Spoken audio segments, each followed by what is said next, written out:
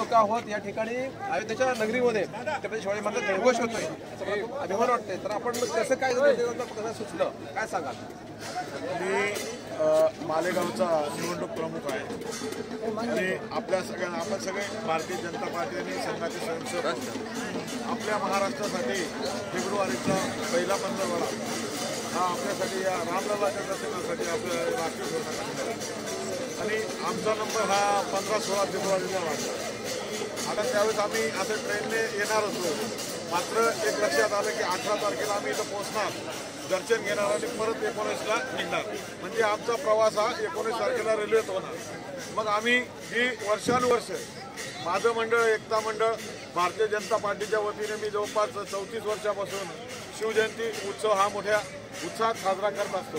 आणि यावेळेस मात्र तारखा अशा आल्या की 19 तारखेला आम्ही इथे विचार केला की रेल्वेने न जाता आम्ही जवळपास 80-90 गाड्यांचा ताफा बरोबर घेतला. आमच्याबरोबर जवळपास 400 माता भगिनी आहेत आणि सगळे असे स्वयंसेवक आपले भारतीय जनता पार्टीचे कार्यकर्ते ज्येष्ठ आपले नागरिक या ठिकाणी आम्ही अयोध्येत आलो.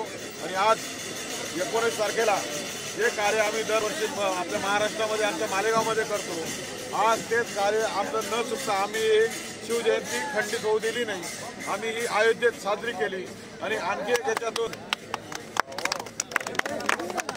आपल्याला माहिती आहे की छत्रपती शिवाजी महाराजांचा इतिहास हा 400-450 वर्षांचा आहे. मात्र बाबरी मशीदचा इतिहास हा 500 वर्षाचा आहे. म्हणजे कुठेतरी महाराजांनी इतकं मोठं कार्य केलं पण काहीतरी काम राहून गेलेलं होतं, आज ते पूर्ण झालेलं आहे. असं समजा की महाराष्ट्रातून आम्ही शिवाजी महाराजांना या ठिकाणी रामलल्लाच्या भेटीसाठी घेऊन आलेत.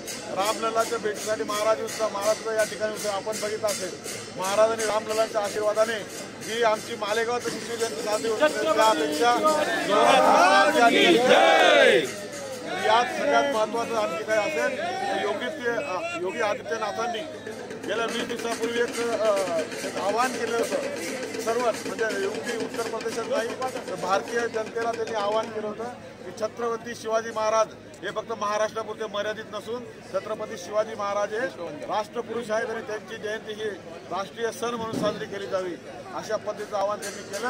आणि योग बघा की त्यांनी आवाहन केलं आणि या पहिल्या शिवजयंतीला या ठिकाणी युपीमध्ये एवढ्या धुमधडाक्यात आमच्यामध्ये युपीचे 2 आमदार सामील झाले, ते नाचले, त्यांनी या ठिकाणी महाराजांना वंदन केलं.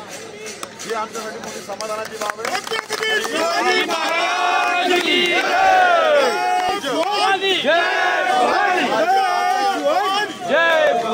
आज हे राज्य जे रामलल्लांच्या आदर्शावर आणि छत्रपती शिवाजी महाराजांच्या चाललेले आज आमचे आदरणीय पंतप्रधान नरेंद्र मोदी हे आज रामलल्लांचे आणि छत्रपती शिवाजी महाराजांचे आदर्श घेऊन या ठिकाणी पंतप्रधान म्हणून या ठिकाणी कार्य करत आहेत. आज सगळीकडे छत्रपती शिवाजी महाराजांचा जयकार काळ होतोय. त्याचबरोबर एक आपण जे म्हणतो की रामराज्य आल्याचा भास आज या ठिकाणी खऱ्या अर्थाने या ठिकाणी आम्हाला सुद्धा त्याचा ज्या वेळेस आम्ही उत्तर प्रदेश शिवजयंती साजरी करतो की नक्कीच आता रामराज्य आलेल्याची भावना आमच्या सगळ्यांच्या मनामध्ये या ठिकाणी आली. जय जय श्रीराम.